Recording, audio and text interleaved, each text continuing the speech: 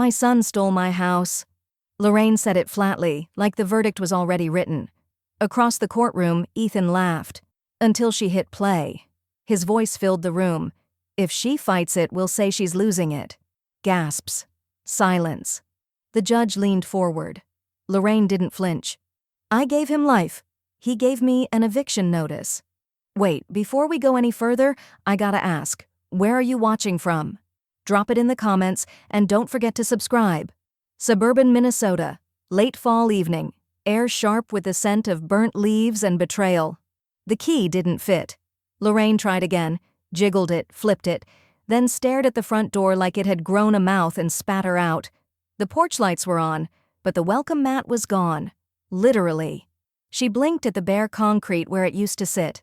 Live, laugh, listen, gone. A familiar voice broke through the chill behind her. You're not supposed to be here, Mom. Ethan's voice. Low, businesslike. The tone he used with clients when they asked for contingencies he didn't want to offer. Lorraine turned slowly. Her son stood near the garage, dressed like he was headed to a networking event. Pressed slacks, wool coat, no warmth in his eyes. I just got back from Diane's, she said. What do you mean I'm not supposed to be here? You agreed, remember? Temporary transfer, for tax and title streamlining? He approached the steps but didn't offer to help with her bag. We handled everything while you were out of town. I agreed to no such thing. Her fingers tightened on the handle of her overnight tote. Ethan sighed, a sound that carried decades of unspoken irritation. You signed the digital forms, Mom. You said it was fine. Trish has the paperwork. A flicker of something unspoken hung behind his words. Guilt? No. Calculated regret. The kind people wear like cologne when they're sure they'll get away with it. Where's my key? Lorraine asked. We changed the locks. The words hit her gut like a misstep on black ice. He didn't shout, didn't rage, just said it like he was reminding her the garbage pickup had moved to Thursdays. That night, Lorraine sat in her car at the edge of the cul-de-sac, engine off, heater running in fits. Her breath fogged the window as she stared at the porch she once painted with Charles, the same porch where she'd handed Ethan his prom corsage. Now it belonged to someone else, apparently to her son. She turned on the dome light and began rummaging through her bag. Wallet, a granola bar, loose Advil. The folder, her property records, wasn't there. Her fingers went colder than the air outside. Flashback. 2 years ago, she sat in the sunroom with Ethan and Trish. We'll just consolidate the documents digitally, he'd said, sipping his oat milk latte. Makes things cleaner for taxes, and if anything ever happens to you, it'll already be sorted. Charles had only been gone a year. Lorraine had nodded, too tired to fight paperwork. Now she realized they'd counted on that. At 11:43 p.m., she knocked on the side door of the Colsons' house. Greg answered in sweatpants, blinking under the porch light like he'd seen a ghost. Lorraine? His eyes flicked toward the house behind her. You okay? Not exactly, she said, voice thin but composed. Got locked out. Long story. Could I borrow your couch? Greg hesitated. Yeah, sure. Just for the night? Just for tonight. She didn't say more, didn't need to. Greg's wife, Lisa, brought her a blanket and a weak smile before retreating up the stairs. Nobody asked questions they didn't want answers to. Lorraine sat stiffly on the edge of the Colsons' couch. She pulled out her phone. Battery at 18%. She tapped open her email, hoping for anything that made less sense than reality. It was right there in her inbox. Subject line, Deed Transfer Confirmation, Hennepin County Clerk. She opened it with a shaking thumb. New owner, Ethan Madsen. Former owner, Lorraine Madsen, revoked. She stared at the word like it had teeth. Her house, the home she bought after Charles passed, the place where she'd refinished the cabinets herself and taught Ethan how to check a circuit breaker. Legally, it now belonged to him. Not even a co-owner. She'd been erased. Down the hall, the Colsons' dog barked once, then went quiet. Lorraine didn't hear it, didn't feel the couch under her anymore. Only one thought rose through the blur. If they changed the locks, I'll change the rules. And that night, in borrowed pajamas and a borrowed life, Lorraine began planning her return. Not as a mother, as a storm. Hennepin County Records Office, a chilly morning wrapped in bureaucracy and betrayal. The clerk's nails were painted mint green. They tapped against the keyboard like rain on glass as Lorraine sat across from her, hands folded so tightly her knuckles ached. "Here we go," the clerk said, voice polite but mechanical. "Parcel number 1192027, single-family residence, title last transferred 2 weeks ago, new owner listed as Ethan Madsen." She paused, side-eyeing Lorraine. "Relationship listed, son." Lorraine's stomach twisted, but she didn't flinch. "And previous owner?" The clerk turned the monitor slightly, highlighted in red. "Lorraine Madsen. Status: voluntary release." She whispered. "Voluntary? It says here the property was filed as a gift transfer, non-sale, marked for intergenerational estate restructuring." She turned back to Lorraine with a sympathetic smile. "Pretty common. Estate planners do it all the time." "I never gifted him my home," Lorraine said, her voice calm but sharp. "And I never signed any transfer." The clerk's smile faded. "Well, someone did." Back in her car, Lorraine dialed Ethan. He picked up after 2 rings. "Mom?" he said like a businessman late for a conference. "You've been to the clerk's office? You forged my name." A pause. Then, "Don't be dramatic. It was a simplified transfer. You said yes. You just don't remember. You were tired, grieving. Don't gaslight me, Ethan. It's for your own good. Houses need upkeep, taxes, roof work. You don't need that stress at your age. Besides, Trish and I are optimizing the property value." "You mean flipping it," Lorraine said flatly. He chuckled. "You'll thank us later. The house is better in younger hands." She hung up without another word. Her hand trembled, but her eyes didn't. She didn't cry. She drove. Mara lived 15 minutes away in a historic brick duplex that smelled like lemon oil and old books. Lorraine hadn't seen her in 5 years, not since Charles's memorial. "Lorraine?" Mara blinked in surprise, drying her hands on a dish towel. "God, it's been— Wait, what's wrong?" Lorraine handed her the deed printout, the highlighted voluntary scrawl still burning through the page. 10 minutes later, they sat at Mara's dining table, a growing pile of legal documents and bitterness between them. "He didn't just lie," Mara said, scanning the document. "He used your digital signature, copied from an old power of attorney form. This wasn't estate planning. This was identity fraud." Lorraine stared at the tea Mara had placed in front of her. It was untouched. She couldn't taste anything anymore. "Can we prove it?" "We can bury him in it," Mara said. "This is financial elder abuse, forged consent, false transfer of property. It's a felony, and a damn serious one." Lorraine exhaled, slowly, deliberately, like releasing old smoke from a house fire she didn't start. Mara leaned forward. "What do you want to do?" Lorraine looked up. Her voice didn't waver. "Treat him like a stranger at my door." Later that evening, she returned to the Colsons, politely declining a second night on their couch. She needed quiet, needed her own thoughts, and not someone else's hospitality. Instead, she parked behind the church on Fremont Avenue, angled the seat back, and pulled out a small notebook she always kept in her glove compartment. She wrote, "Ethan thinks this was about a house, but it was about erasure, and now it's about precision." The cold didn't bother her anymore. Rage had its own heat. She tucked the notebook back in the console, turned her phone to silent, and looked out across the parking lot, moonlight bouncing off. Frost-stiff leaves and old gravel. This wasn't grief anymore. This was groundwork.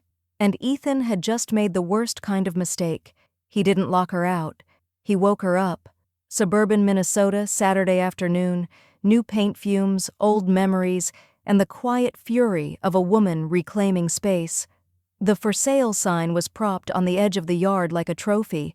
Beneath it, "Open House, 12 to 3 p.m." Lorraine adjusted the collar of her navy peacoat and stepped onto the sidewalk.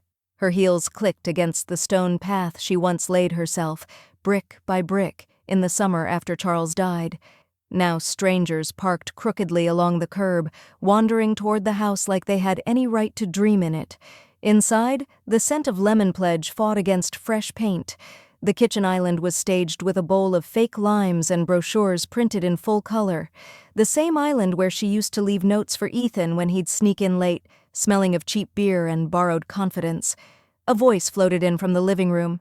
"And we redid this space with a minimalist post-Scandi vibe," Trish chirped. "Tons of natural light, perfect for entertaining." Lorraine stood in the doorway just long enough to make eye contact. Trish blinked, faltered mid-sentence. Her glossy lips parted, but no words came. Lorraine smiled. "You must be the agent. Lovely job staging. Did you repaint the trim, or just Photoshop it?" A couple nearby chuckled, oblivious. Lorraine turned to them. "I've been watching this place for years," she said, tilting her head toward the hallway. "Incredible bones. Survived every storm since '92. The couple nodded, interested. "Did you live nearby?" the man asked. "I was nearby," she said. "And inside, for 30 years. Trish stepped in fast. "Excuse me, this area is for pre-qualified buyers." Lorraine ignored her. She moved toward the mantel, now adorned with sterile, generic art. No family photos, no Charles, except... Her breath caught. Half hidden behind a box of staging supplies, poking from under a stack of placemats, a small black and white frame. Charles in his navy dress blues, holding a newborn Ethan. Lorraine reached for it. Trish saw. "You shouldn't be here," Trish hissed. "You're not on the deed." Lorraine ran her thumb over the photo's corner. "You missed this one. Sloppy. Out. Now." But Lorraine turned to the young couple, who'd followed her curiously. "You know," she said softly, "when a home's been stolen, by fraud, not by fate, it tends to carry that weight. The walls remember." The woman looked unsure now. "Stolen?" Trish's face paled. Lorraine tucked the photo gently into her coat, and spotted something else, on the coat rack by the entry, her scarf. Burgundy wool, handmade. The one Charles had bought her from a stall in Door County. She plucked it off the hook. "Seems you missed another piece," she said. Trish looked like she might combust. Lorraine turned to leave, the wind in her coat like a cloak. But halfway down the walk, she pulled out her phone. "Mara," she said when the line picked up. "Yeah, it's active. Tour groups, realtor lies, the whole show." She paused, watching the couple step back from the porch and return to their car. "Let's slow this deal down." Back in her car, she placed the photo of Charles on the passenger seat. "Don't worry," she murmured. "They tried to sell us out." Her hand rested briefly on the frame. "But I'm not done buying time." Downtown Minneapolis, late afternoon, bank walls, legal folders, and a mother reading her son's betrayal in black ink. Lorraine sat across from the bank associate in a glass cubicle, the kind meant to feel transparent but somehow made everything feel exposed. "Of course, Mrs. Madsen," the young man said, tapping the keyboard. "We can pull all activity from the last 3 years. Would you like paper copies or digital access?" "Both," Lorraine said. Her voice had the precision of someone who'd stopped apologizing for sounding firm. As he printed the records, Lorraine's eyes landed on the bank calendar. October 17th, circled in red. Her birthday. She remembered that day. Trish had sent a group text that read, "Happy 72 to the Queen herself." But Ethan hadn't called. Now she understood why. The papers slid across the table. 4 withdrawals. Large. Electronic signature authorization. One of them made her blink. $28,000? She asked. The associate nodded. "Yes. Disbursed via wire. Certified through online credentials. I didn't authorize that. That's not my signature." He hesitated. "You're the only listed primary on the account. Was anyone helping you manage your finances?" "My son," she said. "But that ends now." Later, in Mara's office, the documents lay fanned across the table like cards in a rigged game. "That's his routing number," Lorraine said, pointing to a transfer slip. "That's the business account for that property startup he registered in 2021. Mara raised an eyebrow. "You remember that offhand?" "I may be old," Lorraine said, "but I've been watching my money longer than he's been watching YouTube tutorials on how to be your own boss." Mara leaned back, impressed. "This is enough to start building a case. Fraud, financial exploitation, misuse of fiduciary access. Combined with the forged deed, it's not just civil, it's criminal." "Then let's start the clock," Lorraine said. No more waiting. That night, Lorraine sat in the basement of the church where the nonprofit stored its media equipment. The room smelled faintly of copier toner and mildew. Mara set up the tripod. "You sure you want to do this now?" she asked. "I'm not waiting for someone else to validate my truth." Lorraine smoothed her hair, sat tall, pressed her palm over the thick file folder of bank receipts and notarized papers. The camera blinked red. "My name is Lorraine Madsen. I'm 72 years old, and my son stole my home, my money, and my name. Here is how." Her voice didn't crack once. When the recording finished, she emailed a copy to Mara and uploaded another to a cloud folder titled, "If I Disappear." Then she opened her browser, clicked through to a local news contact form. She didn't fill it out. Not yet. But her fingers hovered over the message field. In the end, she typed just one sentence: "I have proof, and it starts with a deed." The next morning, the sun came up, bleary and cold. Lorraine stood at the window of the Colsons' guest room and watched the street slowly fill with leaves that didn't know where to land. Her phone buzzed. A message from Mara. Attached: affidavit draft, LM statement of claim. She opened the file and scrolled. Every paragraph hit like a drumbeat of clarity. Financial exploitation of a vulnerable adult, unauthorized asset liquidation, forged consent. It was all there. She sat down slowly and opened her notebook.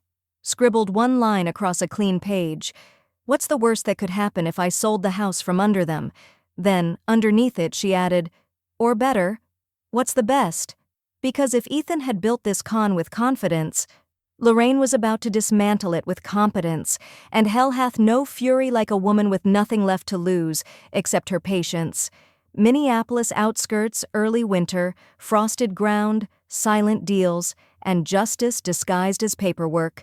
Lorraine tucked her scarf tighter as she stepped into the narrow, sunlit office of Havenstead, an aging brick building repurposed into a housing nonprofit. The receptionist offered a mug of cider and a hopeful smile. "We're small," the woman said, "but we believe in land with purpose." Perfect, Lorraine thought. She met with the director, a no-nonsense woman named May, who wore fingerless gloves indoors and read grant proposals like they were war reports. Lorraine explained her offer simply: sell the land, not the structure. The house, occupied by her son and his ambition, would become a tenant. Temporary. May's brows lifted, but she didn't hesitate. "You want to lease them the air they're breathing," she said, "until we can reclaim it." "Exactly," Lorraine replied. "And then I want it turned into something that gives back. Housing, communal support, no legacy names, just impact." May extended a calloused hand. "You've got yourself a buyer." The paperwork moved faster than Lorraine expected. Turns out nonprofits move quickly when given clean deeds and revenge-tinged urgency. She signed the land sale in a coffee shop booth, her pen scratching against the form with the precision of a scalpel. By the end of the week, Ethan received the letter from Havenstead Community Holdings. Subject: Property Use Notification, Parcel 1192027. Dear Mr. Madsen, this notice confirms that as of December 2nd, the land beneath 1428 Eldermill Lane is no longer yours. You have 14 calendar days to vacate the premises or begin paying monthly rent to Havenstead in accordance with nonprofit occupancy policy. Lorraine imagined his face, the arrogance melting into confusion, then rage. She didn't smile, but she did light a candle. Flashback. 2 years earlier. Ethan sat on her porch steps, head in his hands, a stack of foreclosure papers beside him. "I just need $25,000 to cover the margin call," he said. "Then I can refinance and fix the listing." I swear Lorraine had looked past the messy hair and desperation. She saw the boy who used to cry when he got caught lying, before he learned lies could pay better. She'd handed him the check, quietly, and never saw the money or the house again. Now she realized she hadn't lost it. She'd invested it in his future downfall. A week after the notice, her phone buzzed. Private number. Trish's voice cracked through like a hairline fracture. "You're going to regret this, Lorraine. You have no idea how unhinged this makes you look. We can sue for emotional damages, retaliation." Lorraine put the call on speaker and set it on the table while she stirred her tea. "You finished?" she asked. "This is illegal."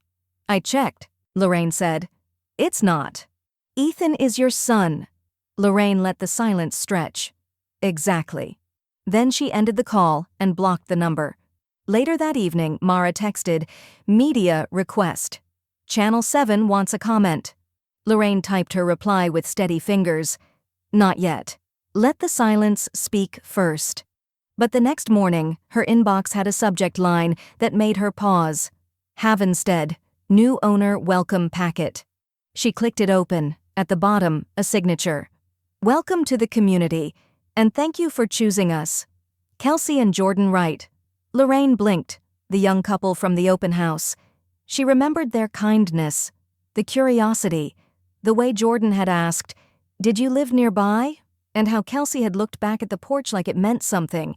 They weren't just random buyers, they were her witnesses. Now they were the new stewards of the land. Not a twist of fate, a full-circle correction. Lorraine printed the email and pinned it to her wall. The house might still look like Ethan's, but the dirt under it? That was hers again. And in 13 days, Ethan would learn what it felt like to be the one without a key. Next to the printout, she scribbled a note in black marker. "You can stage a home, but you can't fake ownership." And as the snow began to fall across the yard he no longer owned, Lorraine opened a folder marked, "Next Moves." Because this wasn't revenge, it was real estate. And she was flipping the whole narrative. Downtown Minneapolis, early evening, frost crisping sidewalks, voicemails filling with desperation and power, quietly shifting hands. Ethan's voicemail came at 6:47 p.m. "Mom, I think there's been a miscommunication. This Havenstead group is being unreasonable. We just need to sit down, talk like family." Lorraine didn't reply. She simply tapped block and placed her phone face down next to the check she was about to write. At Havenstead's new downtown annex, Lorraine stepped inside a narrow office painted in warm tones. A handwritten sign taped to the front desk read, "No one owns people, just land. And even that should be borrowed with care." Behind the desk sat Anya, a 20-something in thick glasses, a cardigan 2 sizes too big, and a look that said she'd seen more bureaucracy than she should have at her age. "You must be Lorraine," Anya said, standing to shake her hand. "We're honored. And frankly, a little stunned." Lorraine raised an eyebrow. "Stunned?" Anya smiled. "Not many people fight back like this, especially not this cleanly." Lorraine didn't smile back. "It's not revenge. It's precedent." Anya nodded solemnly and led her to a small meeting room. They reviewed documents, lease terms, legal footings, and one letter, already drafted and waiting for Lorraine's signature. "I wanted to run this past you," Anya said. "It's a donation form to seed a legal defense fund, specifically for seniors facing fraudulent displacement. It would be the first of its kind in Hennepin County." Lorraine read the page twice. "How much will this help?" "A lot. People don't realize how often this happens. We just don't always have the resources to fight back." Lorraine signed, no hesitation, and wrote the check. Anya blinked at the amount. "You sure?" "I'm not buying justice," Lorraine said. "I'm funding resistance." Her phone buzzed again later that night, voicemail transcribed automatically. "Trish Madsen. You need help. Everyone knows you're not well. We've been patient. But this? We're talking to a lawyer. Mental instability in seniors is grounds for guardianship, Lorraine. It's not too late to make this right before someone intervenes." Lorraine deleted it, then laughed out loud for the first time in weeks. The next morning, a call came from a local number. "Ms. Madsen? This is Jordan Bellamy from Channel 4. We're doing a segment on elder property fraud and heard about the Havenstead deal. Would you be willing to talk on camera?" Lorraine hesitated. "I'd consider it," she said, "on one condition." "Sure. My name stays off it. I'll speak, but Ethan can't know it's me." A pause on the line. Then, "Understood. We'll blur the face, disguise the voice. Just your story." Lorraine looked out her window. The snow was starting to melt in streaks across the street. "Then let's tell it." An hour later, she met Anya again to finalize paperwork. As they packed up, Anya paused. I don't mean to overstep, but do you want to grab coffee sometime? You remind me of my grandmother. She never let anyone silence her either. Lorraine chuckled softly. As long as you don't expect me to knit or bake. Anya grinned. I expect you to lead. They walked out into the sharp winter light together. Lorraine adjusted her scarf against the wind. Her phone buzzed in her coat pocket again. Ethan's number, unblocked for just a second too long. She let it ring. Are you going to answer that? Anya asked. Lorraine looked up at the pale sky. No, she said. He doesn't get my voice anymore. And with that, she crossed the street, clean pavement beneath her heels, power warming her spine. Back at home, she opened her notebook and wrote one new line across a blank page. Let them knock. I'm building my own doors now. And somewhere across town, in a house built on arrogance, the first rent notice slid through Ethan's mail slot. Unread, but not unfelt. Minneapolis, mid-morning, screens glowing, timelines shifting, and a mother's voice echoing farther than her son ever imagined. Lorraine didn't have Twitter. She found out about Mon Locked Out Lady when Anya texted her a screenshot, her blurred interview clip framed by thousands of retweets. I only gave them 10 minutes, Lorraine had said. You gave them a movement, Anya replied. The clip itself was quiet. Lorraine, backlit and silhouetted, spoke slowly. No drama, no theatrics, just, my name doesn't matter. What matters is that I raised a boy in a house I paid for, and he turned around and stole it. The camera had held on her hands, wrinkled, still, but clenched just enough to suggest the fire hadn't gone out. Within 48 hours, the video had over 1.2 million views. Commenters wrote things like, my grandma was kicked out too. I never knew what to do. I do now. She didn't lose her house. She gave it new meaning. This is elder justice with lipstick and leather gloves. Lorraine sat at her dining table with a mug of weak tea and watched the world catch up to the war she'd been fighting in silence. Ethan, meanwhile, was drowning. Local real estate groups cut ties. His website went offline. A client posted a 1-star review. If he treats his mother like this, how will he treat your escrow? Trish released a passive-aggressive Instagram story. A photo of herbal tea with the caption, when everyone's watching you fall, but you already let go. Lorraine rolled her eyes, then opened her laptop and typed, how to steal from your mother and lose everything by a woman with receipts. She posted it on a blog hosting site Mara recommended. It wasn't flowery, it wasn't petty, it was surgical. Paragraph by paragraph, Lorraine laid out the forged documents, the wire transfers, the quote where Ethan said, you'll thank us later. Screenshots, stamps, names. By the time she hit publish, she was already getting messages from strangers. Some just said, thank you. One said, my son did the same. I thought I was the only one. Mara called that afternoon. 3 judges requested to review your case early, she said. Media pressure makes miracles, or at least it scares clerks. Let's keep them scared, Lorraine said. Later that week, Lorraine got a text from a number she didn't recognize. Just 2 lines. Hi, Grandma. I'm sorry. She froze, then stared at the name. Lexi M. Ethan's daughter, 17. They hadn't spoken in 2 years. Not since the night Lorraine refused to co-sign a private college loan and got called emotionally withholding at the Thanksgiving table. Her fingers hovered over the reply, but she didn't type. Not yet. Instead, she opened the Photos app and found a picture from when Lexi was 6, standing in the backyard, covered in finger paint, holding a sign that said, Grandma's garden grows best. Lorraine saved it to a folder marked Maybe. The next day, her doorbell rang. It was Anya, holding 2 coffees and an envelope. Don't freak out, Anya said, smiling. But your blog post? It's being archived by the local history museum as a case study in digital civic resistance. Lorraine laughed. That's the most ridiculous sentence I've ever heard. It's real, Anya said. You're becoming folklore. Lorraine raised her coffee like a toast. Let's hope I'm the kind that bites back. That night, the house was quiet. She sat in bed, robe wrapped tight, laptop screen dimmed low. She hovered over Lexi's text. Still didn't reply. Instead, she typed a single sentence in her journal. The tree remembers the root, even when the branches forget. Then closed the cover, because a good storm knows when to pause. And Lorraine wasn't finished building hers. Hennepin County Courthouse, early morning, gray skies outside, gray suits inside, and a forecast of reckoning.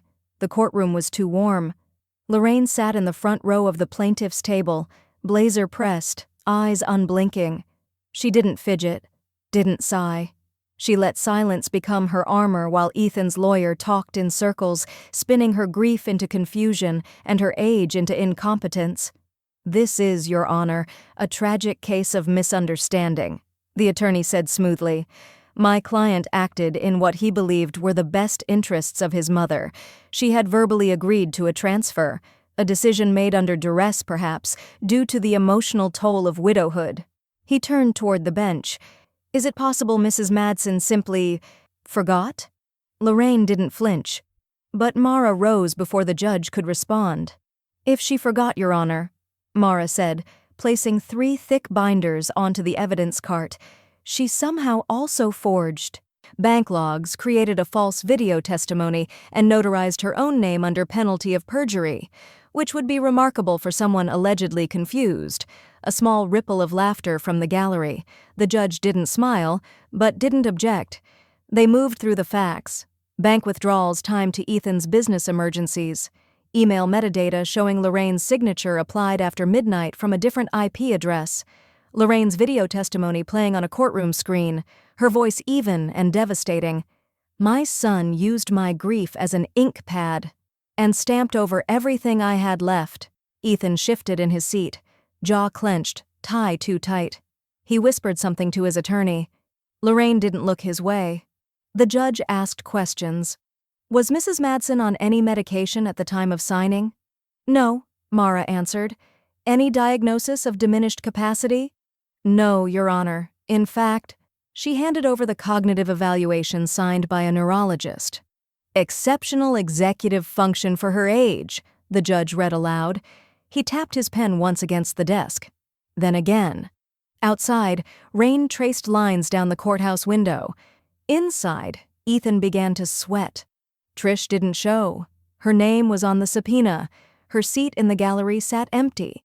Lorraine noticed, and filed it away like the last page of a burned book. Ethan's lawyer attempted a motion to delay, claimed additional records were needed, that emotional strain had compromised client memory. The judge glanced at the binders on the table, at the notarized receipts, at the folder marked Plaintiff's Supporting Timeline. Then at Lorraine. She stared back, still and calm. He sighed. Motion denied. Later, outside in the hallway, Lorraine and Mara stood beneath the buzzing fluorescent lights. Reporters lingered near the security exit, waiting. "That went better than expected," Mara said, tucking the court folders back into her leather bag. "I expected it," Lorraine replied. "What I didn't expect was how easy it was to be underestimated." Mara smiled. "That's your sharpest weapon." Lorraine raised an eyebrow. "No." She turned toward the doors. "My sharpest weapon is that I learned to wait." That night, at home, Lorraine made herself tea. Rooibos, steeped long. She didn't sit, just stood by the window, watching the wind push through the thinning trees. Her phone buzzed. Unknown number. The voicemail was short. A man's voice. "Mom, I think you made your point. Can we just talk?" She didn't play it again. She just wrote one word in her notebook. Almost. Because Ethan didn't know it yet. But his storm hadn't even started. Minneapolis, late afternoon. Assets collapsing. Reputations unraveling. And one mother steady in the storm. It started with a listing. Then 3. By the time Friday came, Ethan had 6 properties up for motivated sale, each underpriced, scrubbed clean on the surface but hiding rot in the walls of the deals that built them, the local MLS board noticed, then the city's real estate subreddit, then a morning show anchor who used the words fire sale and scorched legacy in the same breath. Mara texted Lorraine a screenshot of the trending segment, "Mom versus Son, Property Wars Heats Up in Courtroom Drama." Lorraine didn't flinch. She only replied, "Didn't realize I'd get top billing." At the Havenstead office, a press release went live. The house on Elder Mill Lane, once Lorraine's sanctuary, then her battlefield, would be renovated into transitional housing for displaced seniors. Lorraine proofread the statement herself. "No names," she said to Anya. "Just results." Anya nodded. "Impact speaks louder anyway." That evening, Ethan cracked. He burst into a live stream, unshaven, eyes red, voice frantic. "They're making her out to be some hero," he raged to 213 viewers. "But she's unstable, she has issues, memory lapses, confusion. It's all being manipulated." Lorraine watched the clip once, then calmly dialed Dr. Sasha Rourke, the neuropsychiatrist who'd conducted her prior assessment. "Can we update the evaluation?" Lorraine asked. Dr. Rourke agreed. The next morning, Lorraine sat for 2 hours under bright lights and quiet questions. Name, date, place, serial recall, delayed memory, spatial patterning, ethical judgment. All perfect scores. At the end, Dr. Rourke signed a new letter. Lorraine Madsen demonstrates exceptional cognitive resilience, insight, and processing. No evidence of impairment. In fact, her faculties exceed standard metrics for her age bracket. Lorraine folded it, tucked it in a crimson folder labeled Truth. Mara forwarded the report to the court, the press, and, strategically, the nonprofit legal newsletter with over 30,000 subscribers. It hit inboxes like a gavel. Ethan's narrative cracked in public, too. One outlet published a side-by-side timeline. Withdrawal date, Ethan's business purchase, Lorraine's signed consent, missing in bold font beneath, she didn't forget, he just counted on it. The next morning, Lorraine woke early. Rain tapped at her condo windows, cold and rhythmic, like someone knocking politely before justice entered the room. She brewed her tea. Rooibos again. When she sat down, her inbox held a message from Anya. Subject: "Thought you'd want this." Attached, a quote from Ethan's buyer's agent, anonymously sourced. "We asked about his financing. He shrugged and said, 'It's not my money anyway.' We thought it was a joke." Lorraine closed the laptop slowly, then picked up her pen. On the next blank page in her notebook, she wrote, "Let them cash out. I'll collect what matters." And just as she set the notebook down, her phone buzzed. A voicemail from a number tagged as unlisted. She played it once. A quiet voice broken only by heavy breathing and the sound of someone trying not to cry. "Mom, the house. They're taking it. They said we have 2 weeks. You win, okay? You got what you wanted. Just, please, stop."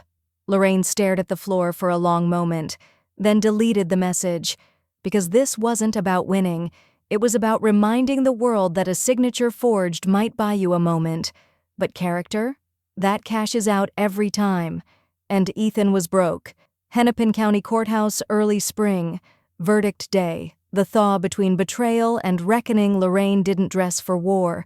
She dressed like it was any other day. Charcoal slacks, navy blouse, simple earrings. The kind her husband used to compliment without words. Just a look. She stood outside the courthouse doors for a beat too long, then stepped inside without flinching. Courtroom 4B buzzed. Reporters clustered at the back. A court sketch artist set up near the gallery, pen twitching. Ethan sat 2 tables away, jaw tight, suit wrinkled at the collar like it had been repurposed from apologies. His lawyer whispered in his ear. He didn't look at Lorraine. She didn't look at him either. She looked at the judge. The ruling came not as a thunderclap, but as a storm building behind every sentence. The court finds the transfer of property to have been executed without lawful consent. Lorraine didn't breathe. And supported by forged documentation, unauthorized financial redirection, and breach of fiduciary trust. The judge turned to Ethan, who finally looked up, face pale, mouth open as if disbelief were still an option. "You are hereby ordered to vacate the premises within 7 calendar days, repay liquidated damages as listed in the financial audit, and cooperate with the ongoing criminal investigation now referred to the county attorney's office." Lorraine heard it all. She didn't blink, didn't cry, just whispered, "Thank you," not to the judge, but to herself. After the ruling, Lorraine walked out into the weak spring sun, a press swarm rising behind her. "Ms. Madsen, how does it feel? What will you do with the house? Did you ever expect justice?" She held up one hand, graceful, not dismissive, and kept walking. Some things weren't for cameras. Later that afternoon, Lorraine stood in front of the house one last time. The Eldermill Lane sign looked faded, but the earth beneath it? Hers again. May from Havenstead waited by the sidewalk, key in hand, clipboard tucked under her arm. Lorraine didn't reach for it yet. She stepped onto the porch, letting the silence settle. The porch where Charles had once changed a light bulb without asking, where Lexi had spilled juice at age 6, where Ethan had stood asking for a check she should never have signed. She inhaled, not for closure, for clearance. May handed her the key. "It's yours to give now." Lorraine nodded, then held it out. "For shelter," she said. "For community, not legacy." May took it. "We'll make it count." Just then, a man in a flannel jacket paused on the sidewalk. Mid-30s, thin beard, stranger. "You're her, aren't you?" he asked gently. "The one they locked out." Lorraine tilted her head. "I am. My mom went through something similar. She didn't fight." "You did." He nodded once. "You helped more than you know." Lorraine watched him walk away, then looked back at the house. She didn't wave goodbye. She didn't need to. "I just cleaned house," she whispered. Back at her condo, Mara was waiting, with wine and something else in her eyes. "A package came for me this morning," she said. "From Trish." Lorraine paused, coat still halfway off. "What kind of package?" Mara handed her a thumb drive. She recorded him. "Ethan, months ago, full audio. He talks about forging the forms, says you'd never fight it, says, and I quote, 'If she gets loud, we gaslight and get guardianship.'" Lorraine stood still. The words didn't hurt. They clarified. "She never turned it in?" "She did now, and it's already been submitted to the DA's office." Lorraine took the drive, not as a trophy, as a record. Proof that even the people who stand beside monsters sometimes leave the cage door open. That night, Lorraine poured herself a glass of wine, red, dry, no ice. She didn't toast, didn't gloat. She simply opened her notebook to a new page and wrote, "They evicted me, so I exiled them." And beneath it, smaller, "The house is warm again, because the lies are out." She didn't press play on the recording. Not yet. Some victories don't need to be heard twice, especially when the silence afterward says everything. Hennepin County Jail, visitation wing, plastic chairs, plexiglass, and the brittle quiet between endings and accountability. Lorraine sat down first. The chair wobbled slightly on uneven linoleum, but she didn't adjust it. Across the scratched glass, Ethan was already seated, orange jumpsuit, hands cuffed to a metal bar under the desk. His hair was longer, less managed. His face looked smaller without entitlement stretched across it. She didn't pick up the phone. Not right away. He tapped the glass once, an unsure smile. Lorraine raised the receiver, slowly, controlled. "You came," he said, voice raspy with rehearsal. "I wasn't sure you would." "I didn't come for closure," she replied. "I came for clarity." Ethan exhaled, laughing like it hurt. "I'm not proud of what happened. But Trish, she knew how to push me. She said if we didn't act fast, we'd lose everything." "Trish didn't forge my signature," Lorraine said. "You did." His eyes flared. "She said you'd never fight it, that you'd forget or freeze up like you always do, like after Dad died." "She didn't know me. You did." Ethan looked down. His fingers twitched against the cuffs, trying to perform sympathy with no audience left to believe it. "I thought I was protecting us," he mumbled. "Building something." Lorraine shook her head once, not in anger, not even disbelief, just a measured finality. "You weren't building. You were flipping," she said. "Flipping my name, my grief, my generosity, for a down payment on an identity you couldn't afford." He looked up. And for a flash, just one, he wasn't the man who'd stolen her house. He was the boy who once cried when he lost his toy in the backyard and blamed the wind. But even then, he hadn't searched for it himself. He'd waited for her to find it. "You think I'm a monster," Ethan whispered. No, Lorraine said. Monsters have power. You traded yours for commission. Flashback. Lorraine standing at the dining room window, 30 years earlier. Ethan, 8 years old, stomping his foot because she wouldn't buy him the newest game console. You never say yes the first time, he snapped, and you never say thank you the second time, she'd answered. Entitlement had started then, not with rage, but with the assumption of inheritance, of automatic loyalty. She had thought love would outgrow it. It hadn't. Back in the jail, Ethan leaned forward. So this is it? He asked. Lorraine studied him. He still wanted her to grant something, absolution, attention, even blame. Anything but silence. She stood. This is not it, she said. This is the beginning of mine. She replaced the receiver gently in its cradle and walked out. Outside, the wind bit through her coat, but she didn't hurry. She looked up at the sky. Low gray clouds drifting like they were finally tired of holding back. Her phone buzzed once. A text from Mara. Grand jury accepted Trish's recording, charges pending. Lorraine tucked the phone away without replying. She had a garden to visit.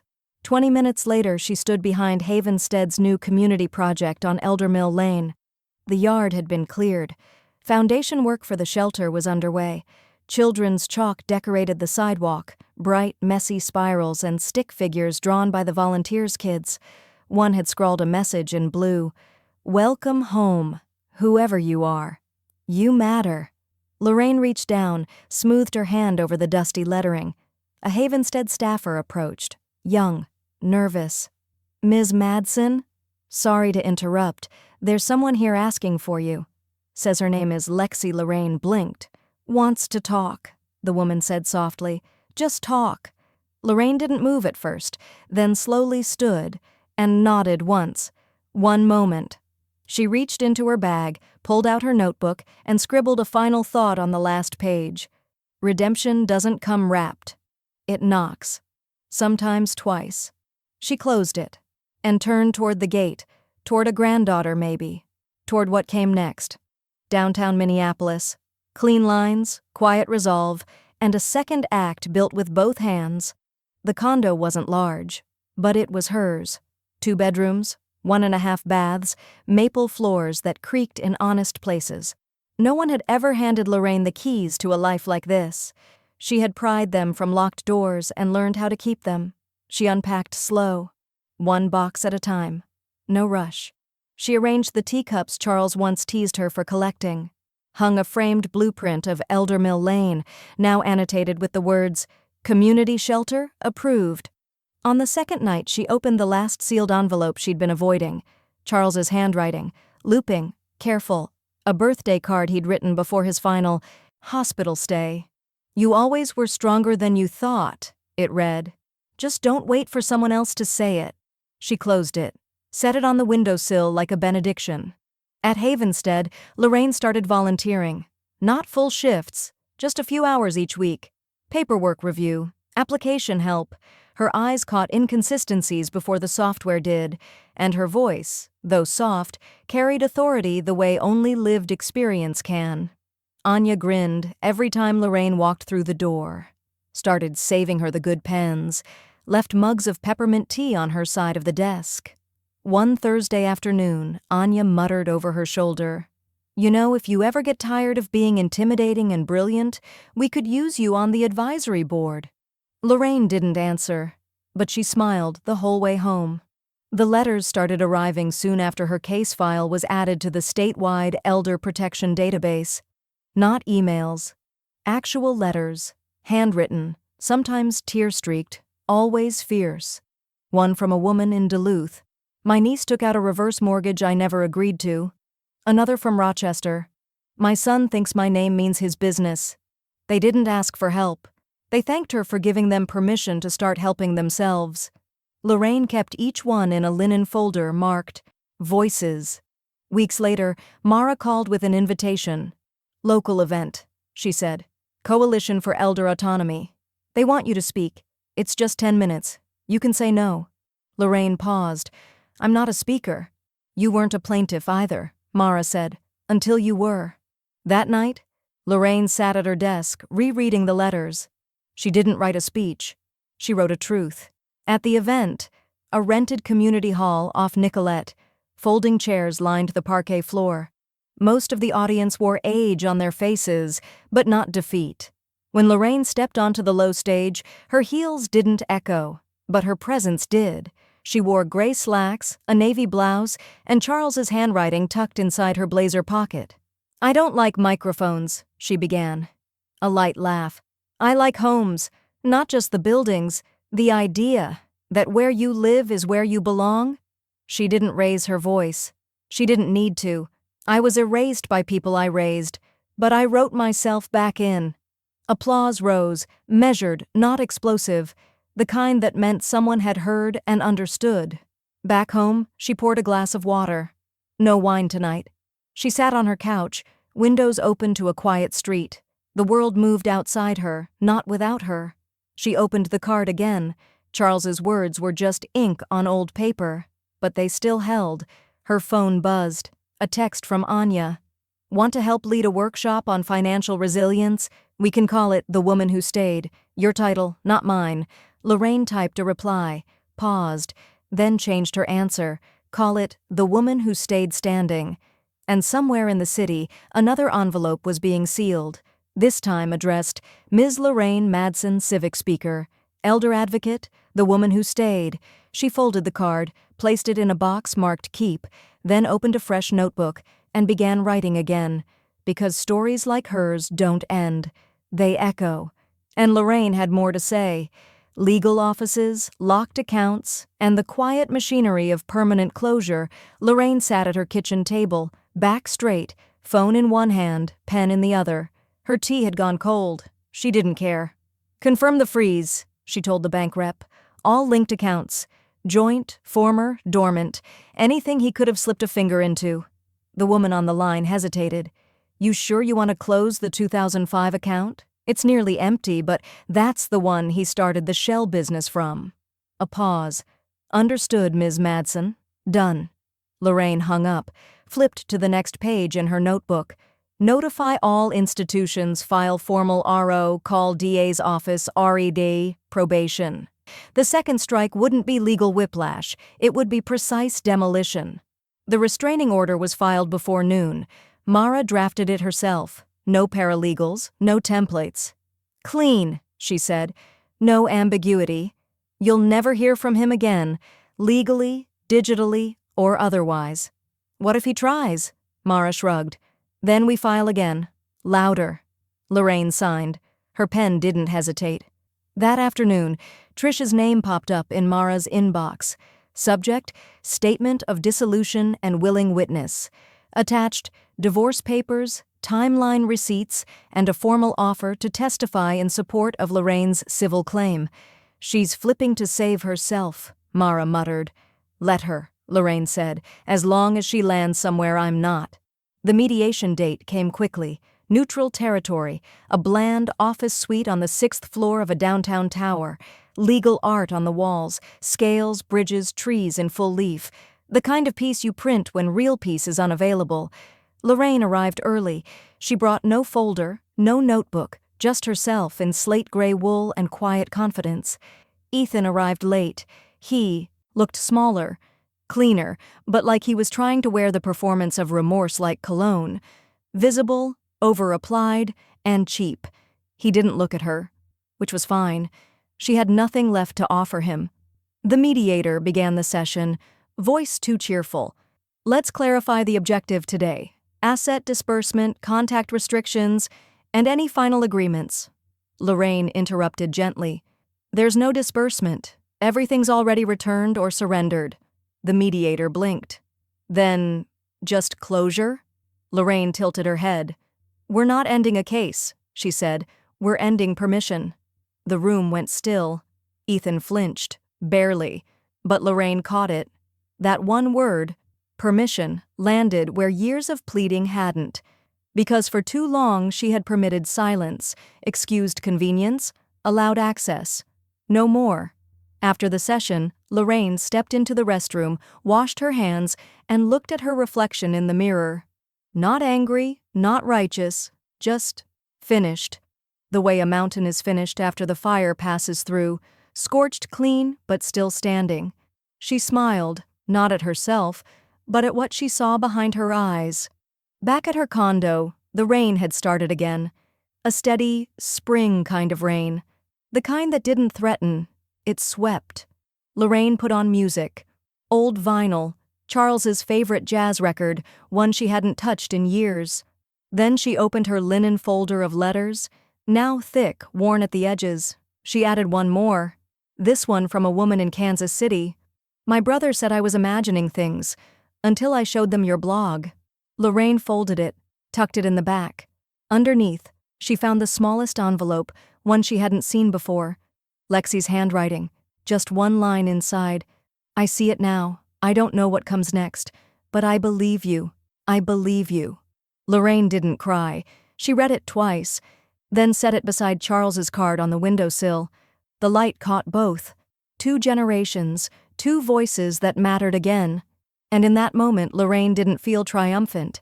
She felt still, and stillness, she realized, was the most powerful ending of all, because it meant nothing was chasing her anymore, only waiting for her next move. Minneapolis, early summer, fresh walls, forged futures, and one final breach in the foundation. Lorraine sat across from the estate attorney, a leather-bound portfolio open between them. The office was nothing like the ones she used to walk into with Charles. No oil paintings, no false polish, just sunlit shelves, and a woman who listened first, typed second.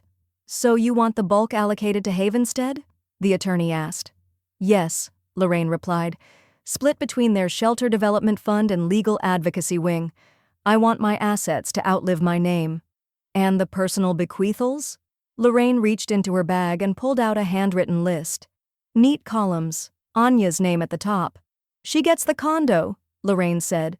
And the jazz records. Charles would have liked that. The attorney raised her eyebrows. Biological heirs? None worth naming. The pen clicked.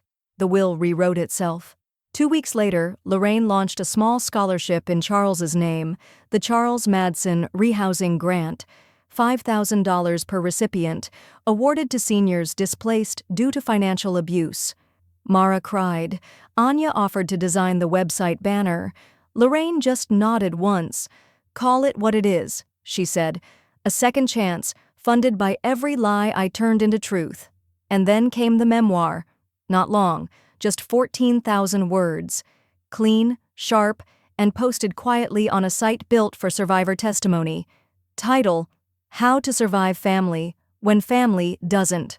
The first share came from a social worker in Vermont, then a retired judge in Ohio. Within a week, it hit 300,000 views. Commenters called her everything from a beacon to a blueprint. She didn't reply, but she read every line, saved the ones that ached. Anya walked in one afternoon holding her phone. You made local news again, she grinned. Front page of the Metro Weekly. Lorraine rolled her eyes but reached for her glasses. The woman who sold the locks. How one Minnesota mother turned eviction into empire. She didn't love the title, but she appreciated the subhead. Elder justice isn't about revenge, it's about reclamation. On a warm Tuesday, Lorraine returned to the house, her old house, now painted soft green with wide ramps and a sign that read, The Elder Mill Community Shelter, in partnership with Havenstead. May met her at the curb, clipboard as always. Want to come inside? Lorraine hesitated, then stepped through the door. Gone were the fake limes and realtor gloss. In their place, hand-woven rugs, a welcome bench, a framed bulletin board titled My First Safe Night, photos of smiling seniors, small notes pinned below them. Thank you for not making me prove I mattered. First hot shower in a week. New slippers, new sleep, new start. Lorraine stood in the entryway. This is home, she said. May nodded. Because it's honest. But later that evening, the honesty cracked. Lorraine's phone lit up with a text from Mara. Need to talk. Urgent. They met at Mara's office, papers already spread across her desk. I didn't want to ruin your day, Mara said. But we found something. She slid over a file, a shell company, Incorporated 3 months ago in Delaware. Owner, EJM Strategies, LLC listed. Officer, Ethan J. Madsen. Purpose, consulting and property development. Active proposal with Havenstead Midwest Division. Lorraine's heart didn't race, it slowed. What was he proposing? Mara flipped the page. Management consulting. Said he'd advise on property turnover strategies. He listed you as a passive legacy sponsor. Claimed he was reconciling. Lorraine stared down at the words. Reconcile. Not with her. With her name. With her credibility. With everything she had rebuilt. Without permission. Again. She stood slowly. This deal go through? Mara shook her head. Number May flagged it. But we thought you should see it. Lorraine nodded. Once. Sharp. Then turned for the door. Where are you going? Mara asked. Lorraine didn't pause. To remind him, she said. What happens when you break into something that wasn't left unlocked? Outside, thunder rumbled in the distance. Not a storm. A warning. And this time, Lorraine wasn't the one who needed shelter. Minneapolis, early summer, soft sun, firm boundaries, and the last door she'll ever close. Lorraine stood in the DA's office, hands folded, not nervous, just resolved. We can file a second criminal complaint, the prosecutor said. Shell company fraud, misrepresentation, attempted coercive leverage. Lorraine shook her head. No, he blinked. You're declining to press charges? She nodded once. He's not worth more of my time. A pause. Are you sure? I'm sure of this, Lorraine said. I want to spend the rest of my life in peace, not in paperwork tied to him. And with that, she signed the formal withdrawal. Not forgiveness, just refusal. Refusal to let him take another minute. Back at Mara's office, they finalized the codicil to Lorraine's estate.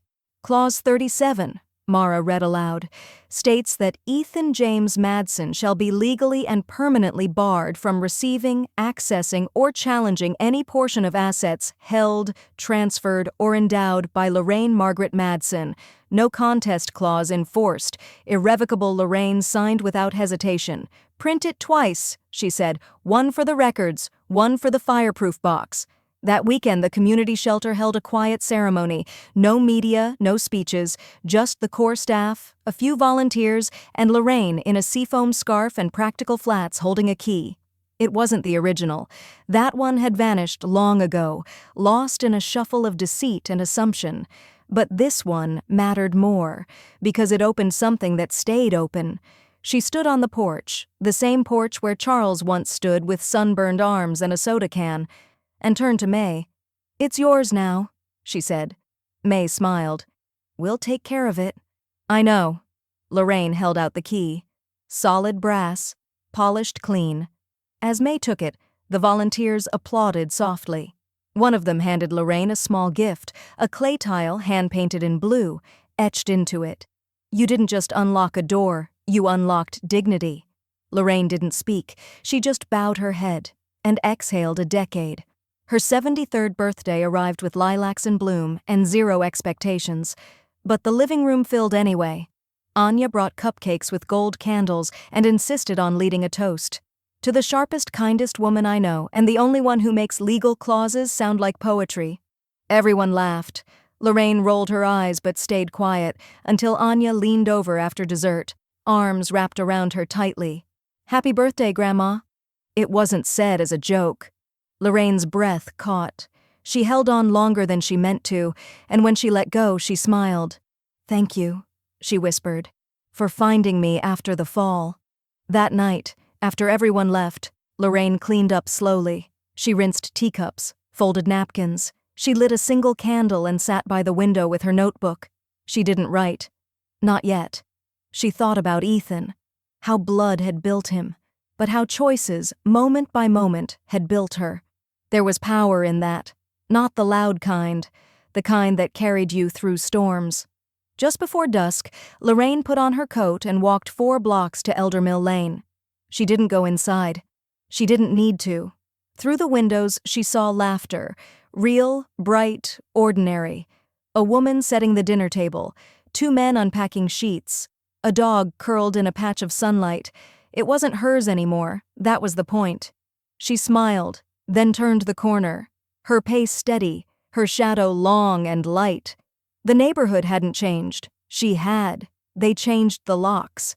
So I changed my life.